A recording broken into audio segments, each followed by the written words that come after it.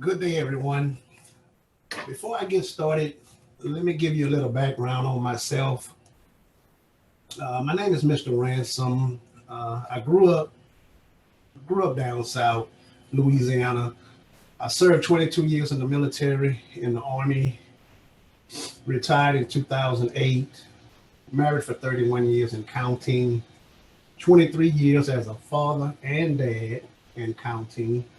I'll explain the difference between father and dad in just a second. I currently work for the Army as a civilian. I work for 5th Recruiting Brigade as the Family Advocacy Program Coordinator.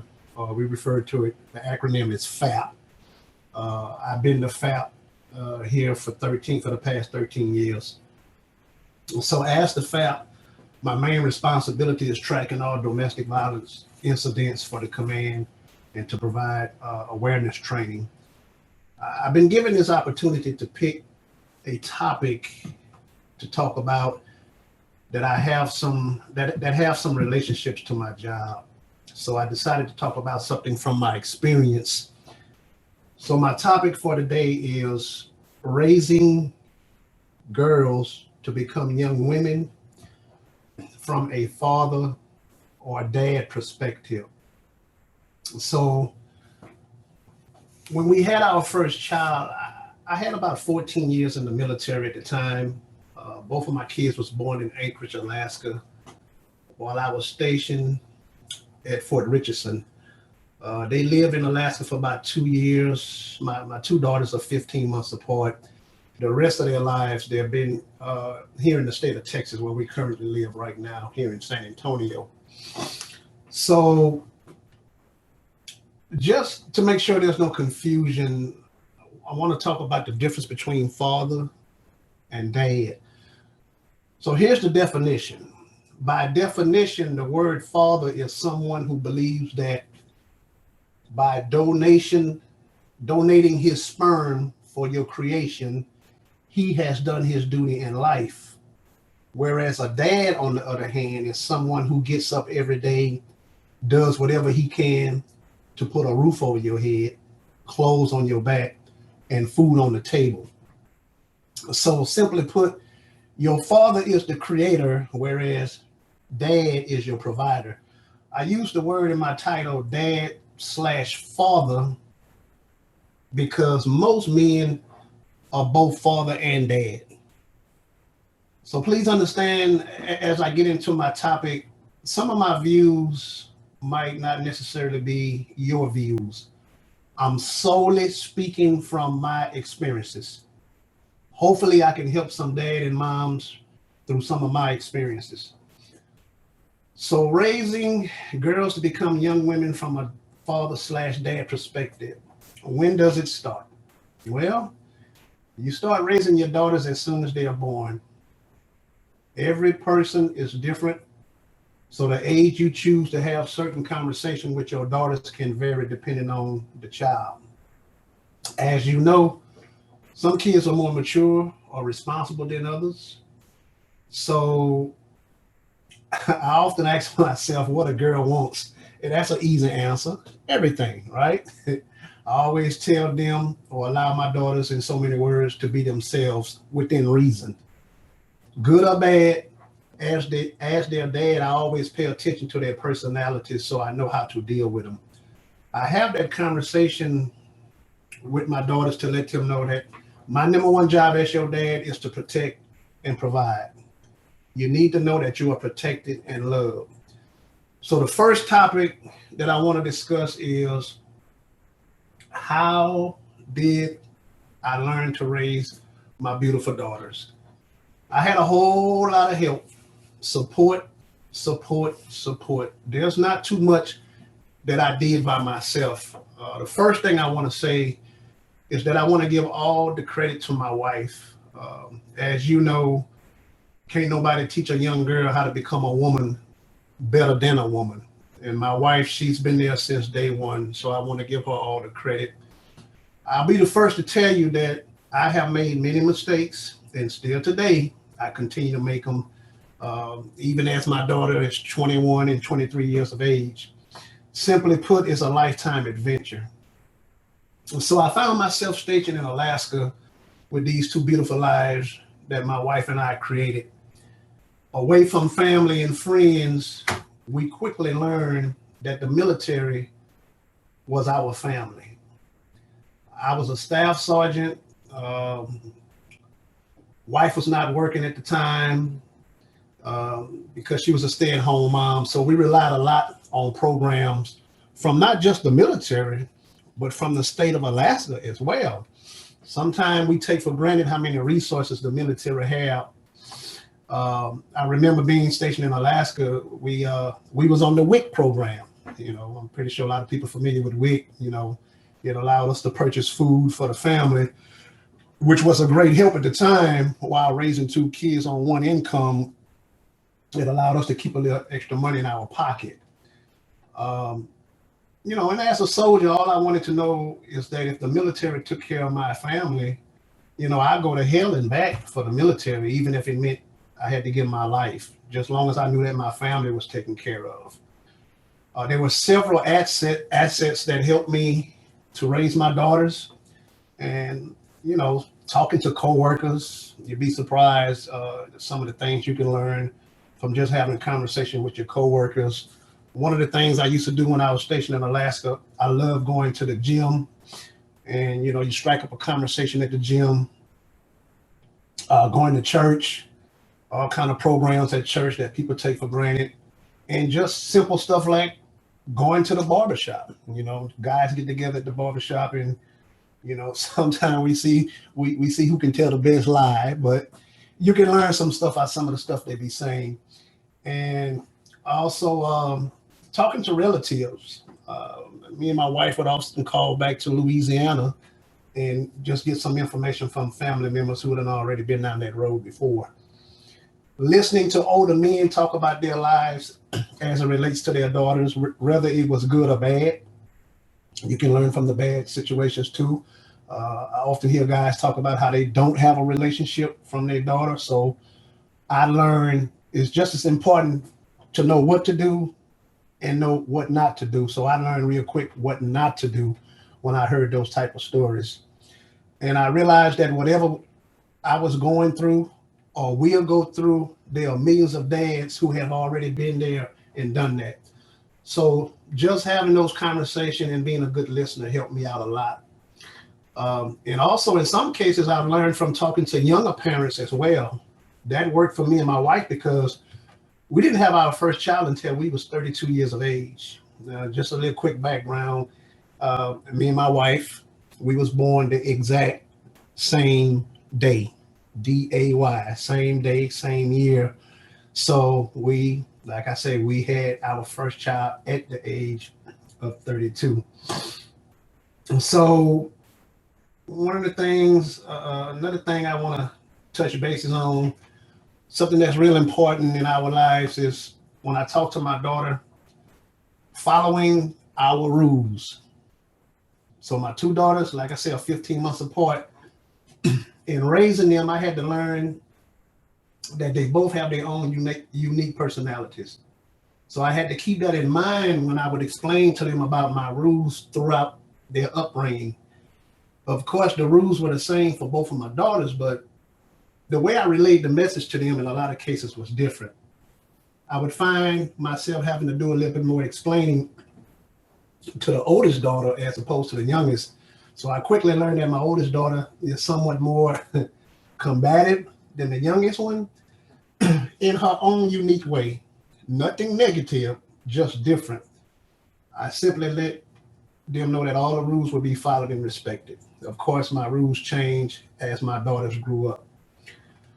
So as their dad, there were many rules throughout their lives. One of my main rules with my daughters were, and still today, is that you would never try to play me and my wife against each other.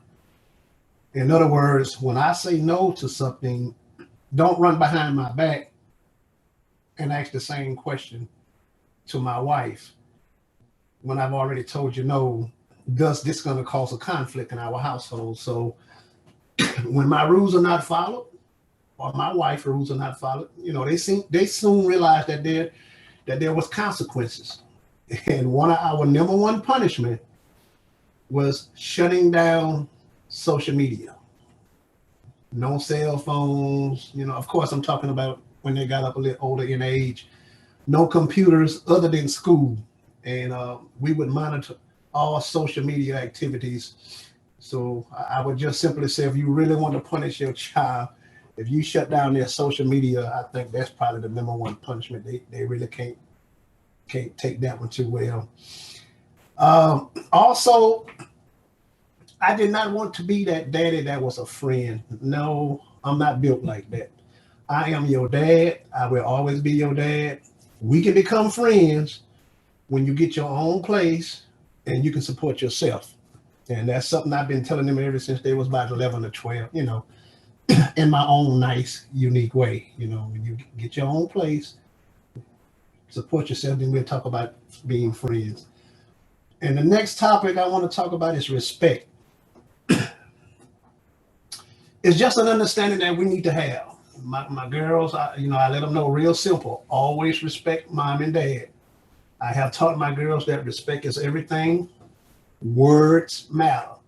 People have feelings. I like to think I'm as strong, tough guy as any other man, but at the same time, dad have feelings, and I know you have feelings. So I also explained to them that I would respect them. Discipline, yes, but as your dad, I would respect you. I would never talk to you any kind of way.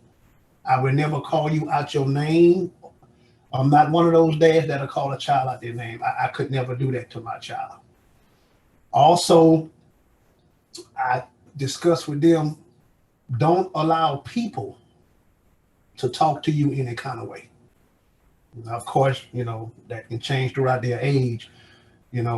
When you're in public, know how to handle yourself. Respect everyone within reason. I teach my girls that respect goes both ways. If someone chooses to disrespect you, I have educated them how to remove those type of people out of their lives. Don't waste time on negative energy. Okay. Life. I want to talk about life a little bit. And my main focus when I say life, because you can go all over the place with that, my main thing is mental health. I always want to know where my girls are mentally. Like I say, they're 21 and they're 23 years of age right now. And when you start getting in that age group, sometimes a little bit younger, a lot of them don't like for mom and dad to question them. They don't like to be asked a whole bunch of questions. So, but some kids like to keep things to themselves, and they'll go to their friends. And sometimes as parents, we the last to know. I try to explain to them, I wish you would come to mom and dad first, but we have to be realistic and understand that that's just not going to happen all the time. So having to talk about life, I try to talk to them about everything, any and everything. Understanding, now these kids have more technology, social media, they see more. When we was coming up, we didn't have all this stuff. And of course now, cell phones ain't nothing but a computer now. You can pull up anything on a cell phone. So as parents, we need to try to stay engaged with what's going on with social media. Talking about life, I'll give you one example of how things have changed since I was a child. And I have this conversation with my daughters. When I was growing up, I remember when my mom and dad had company that came over as a little child, you had to go outside and play or find something else to do. You didn't stay in that house because they did not want you nowhere around grown folks' conversation. Nowadays, kids don't have to go outside as much to play. You times have changed. You got these kids, they play these video games. It's hard to get a child to go outside nowadays.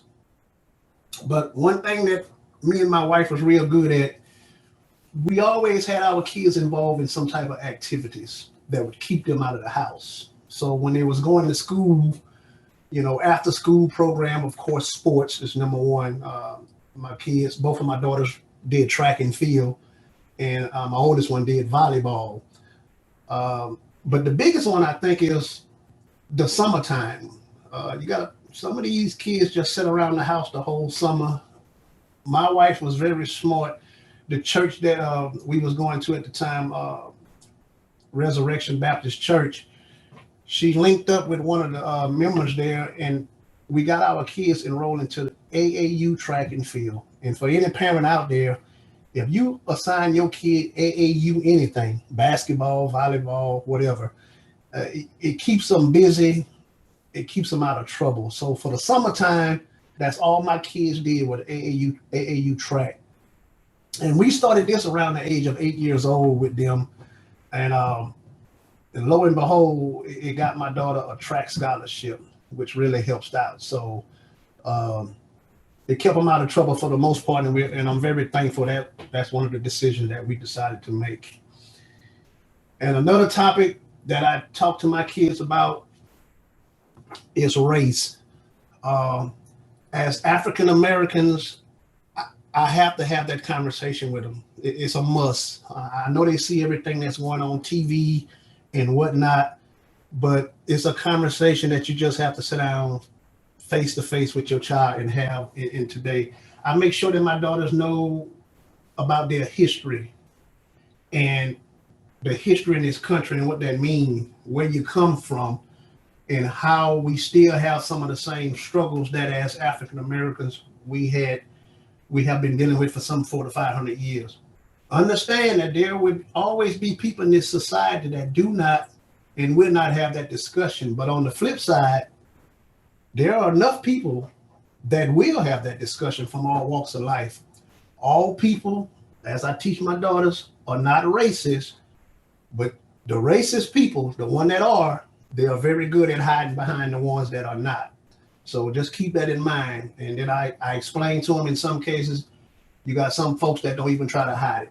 I don't have enough time to talk all about the details, but I simply let my girls know that it exists. And please, I allow them to come to me for any type of question that they may have on that topic. But I'll be dismissed if I didn't discuss this before I go on to my next topic. The scariest one that I explained to them is how to deal with the police. I got to have that conversation with your daughter.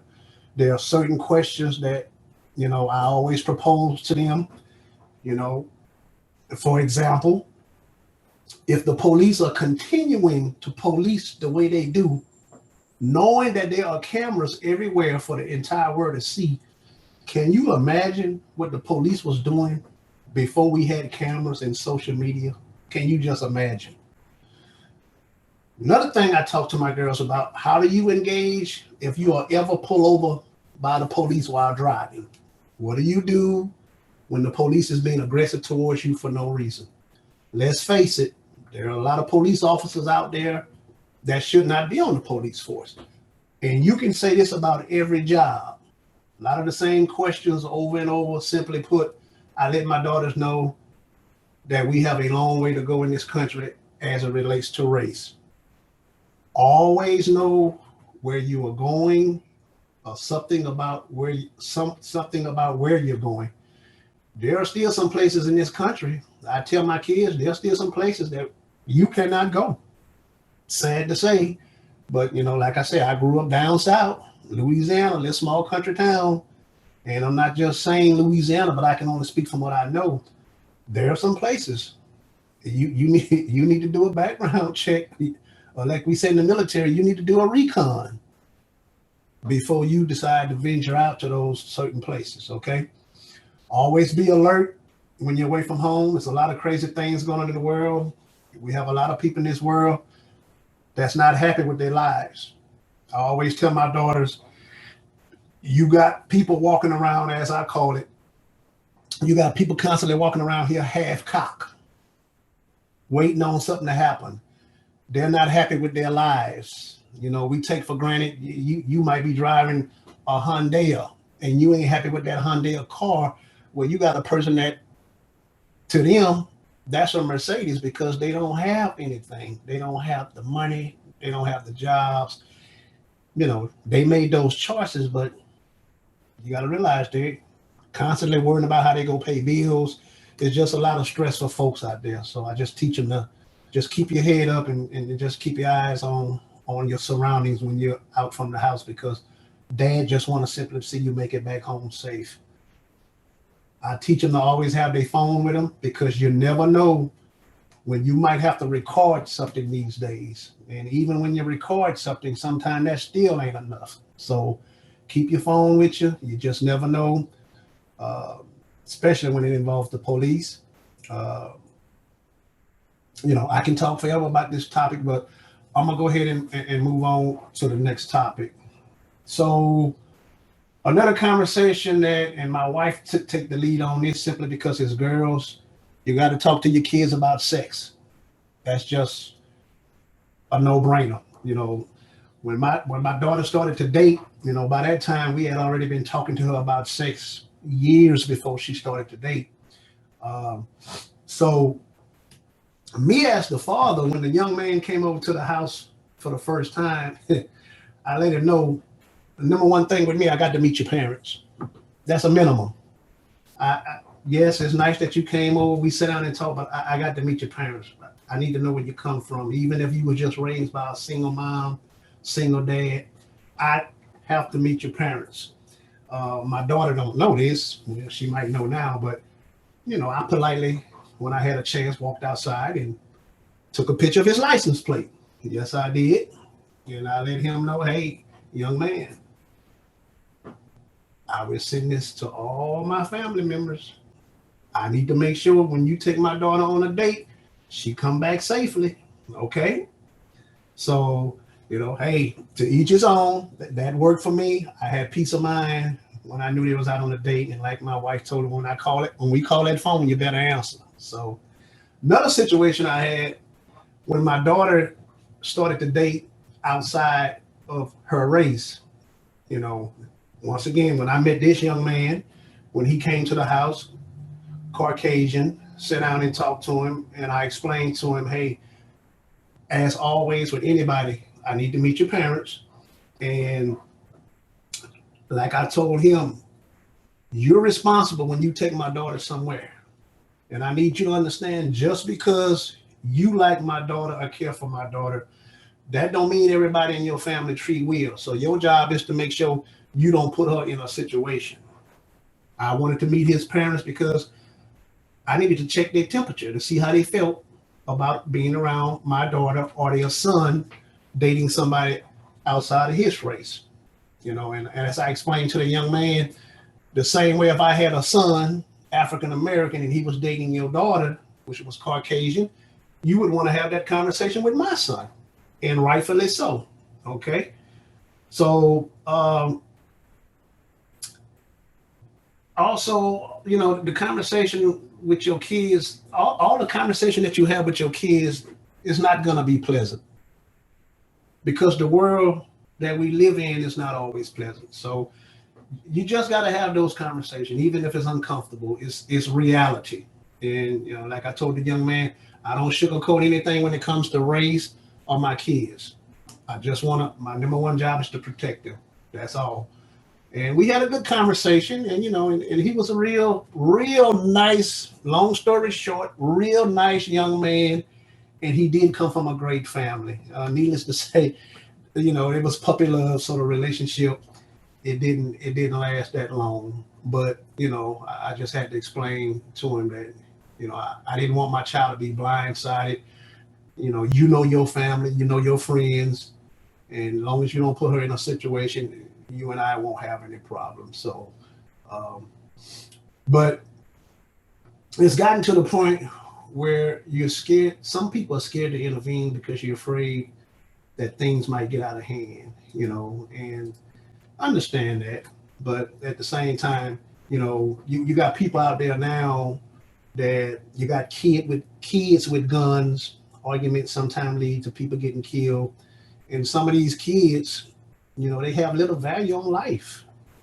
You know, I just wanted to make sure that my kids don't make those mistakes that they can't recover from. I know you're gonna make mistakes, we all do, but don't make those mistakes that's just too costly. You know, so but like I say, by the grace of God, everything worked out. worked out pretty good there. So also want to talk a little bit about the next thing I want to talk about is trust. And as I explained to my kids, you know, trust is something that is earned. You know, trust but verify. I'll trust you, but I'm gonna double check. I'm gonna triple check. You know, kids are smarter than when we were at their age. Uh, I teach my daughters about life as a whole, relationships, friends, school, church. A person's status in life does not mean that they have great character. You know, in other words, don't judge the book uh, by its cover. So, also, my closing statements that I have for all dads, you know, topics that I've been having with my daughter the last 5 years, 5+ years, as they, you know, as they come into adulthood or womanhood, if you will. Credit. How does credit work? You know, credit cards, rent, cable, car note, insurance, you know, health coverage, dental, etc. Uh, I want you to get a career, not a job, a career, something that you're going to have benefits when you retire. Okay. Because sometimes people don't always look 20, 25 years down the road. By the grace of God, you hopefully you'll get there, and you'll be able to understand what the older folks was telling you years ago. Take advantage of opportunities in your life. You know, money, dollar. How does it work? How does money work? What do you need to live a comfortable life? You know, like I say, a job. Okay, you can get a job, then your paycheck go to all the bills, and now you don't have no money in your pocket to enjoy life. That's not how you want to live. You want to prep yourself, prepare yourself, go to school, get a trade, and make sure that your finances can keep a smile on your face after you pay your bills, so you have some money in your pocket to continue to do some nice things, vacations and all that type of stuff. So when you start having your family, you can take your kids and hopefully give your kids a little bit more than what you have. And I would tell you, I'm guilty. I have spoiled my kids. I know you always want your child to have more than you. And, you know, sometimes I sit back and all I can do is shake my head because I know I have spoiled them. So sometimes I've created some of my own problems. So I've gotten better over the years, but yeah. So also, you know, things have changed um, since we were kids, but at the same time, some things remain the same. You know, like I said, I teach them about respect, wearing your clothes appropriate. You can't have no young man coming to my house talking about dating my daughter with his pants hanging off his behind. Wrong answer. That's we're not going to have a good conversation. Okay, it's how you carry yourself. You know, so um, make sure that your child put a value on their life. Of course, the most important example, or the best example, is you. If you want them to put value on their life, they looking at you. So if you got value on your life as a father or a mom, that's already half the battle right there. So as dads, always be aware of what's going on in the world. Try to keep up with technology. Um, Try to have a level head when dealing with uncomfortable situations. Please understand that no one is perfect and that we will make mistakes. Do your best to learn or rebound from those mistakes and try to make this world a better place for you and your kids. So I'm gonna leave you with one question as I get ready to close. Just just something to think about. So, what would you do if you found out that your child secretly recorded you when he or she was being disciplined? For example, they recorded you while you was giving them a spanking. I'm gonna just leave you with that. You know how you would handle the situation, but it's just a question, food for thought. So uh, that's my time. As I stated at the beginning, if I can just help one person, then I feel that this was meaningful, and I've done my job. I like to give you one of my favorite references, reference, I should say. Go to something called fatherhood.gov, fatherhood.gov, and they got all kind of wonderful things that you can do. You can chat, stuff that dad can do with their kids. And I don't want to just put too much information out there. Just go to fatherhood.gov, and you would be surprised how much stuff they have. It really helped me. They got people you can talk to, the whole 9 yards. So um, thank you for your time. And that's all the time I have. And hopefully I can help. Like I said, if I just help one person, I feel pretty good about this conversation or topic that I just talked about. Um, yeah, thank you for your time, and enjoy your life, guys, and like I said, try to stay involved in your kids' life. It's a lifetime journey. I enjoy it, uh, uh, ups and downs, but I enjoy it, and I wouldn't have it any other way. I want to be a part of my daughter's life uh, until I take my last breath. So, thank you for this opportunity, and this concludes my brief. Uh, Goodbye.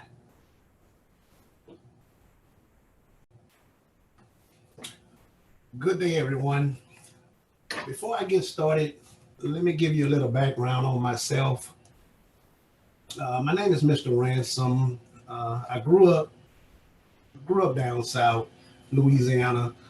I served 22 years in the military, in the Army, retired in 2008, married for 31 years and counting, 23 years as a father and dad and counting.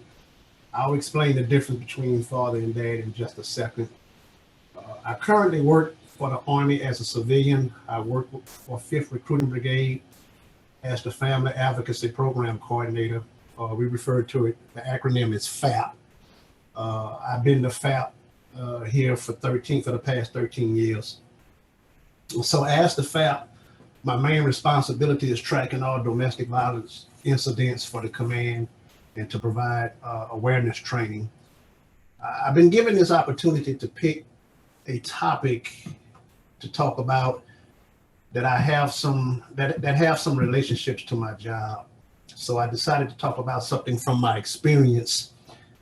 So my topic for today is raising girls to become young women from a father or dad perspective.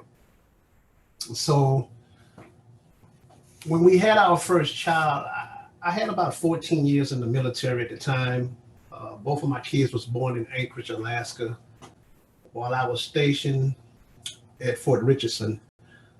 They lived in Alaska for about 2 years. My two daughters are 15 months apart. The rest of their lives, they've been here in the state of Texas, where we currently live right now, here